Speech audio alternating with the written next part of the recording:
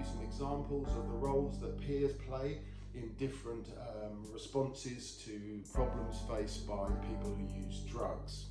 Now, many of my generation of drug user activists learnt our trade in the HIV response, but midway through the 1990s we faced a new challenge that challenged our existing messaging on safer injecting. When we realised that hepatitis C created new challenges because it was still spreading despite the strategies we put in place to prevent HIV. And alongside this, we were also being told that while it was risky to use together because of hepatitis C, it was also risky not to use together because of the rising risk of opiate overdose.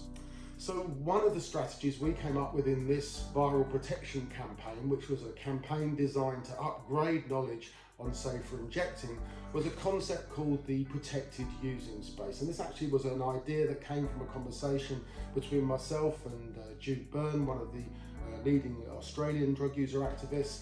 And it's really where we started to think about how could we use hospital infection control policies in a more street-based setting.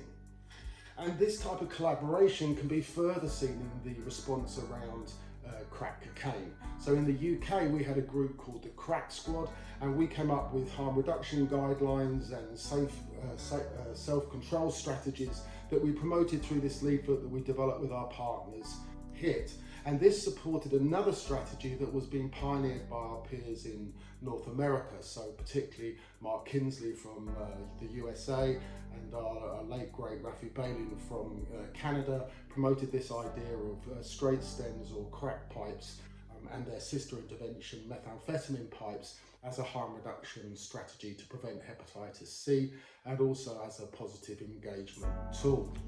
So this approach of drug users developing new responses to new drugs is also shown in the work of the Straight from the Horse's Mouth peer ketamine group, and this is a course run by the group to share the learning that they're developing with the professional sector to help the professional sector respond more effectively to people experiencing problems with ketamine dependency and ketamine bladder syndrome.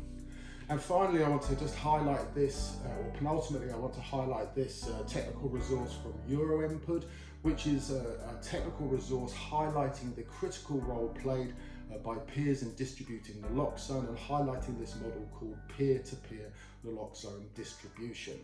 And this technical resource shows that we are really seeing ourselves as professionally responding to these different issues using community mobilisation because it's a highly effective and respectful tool.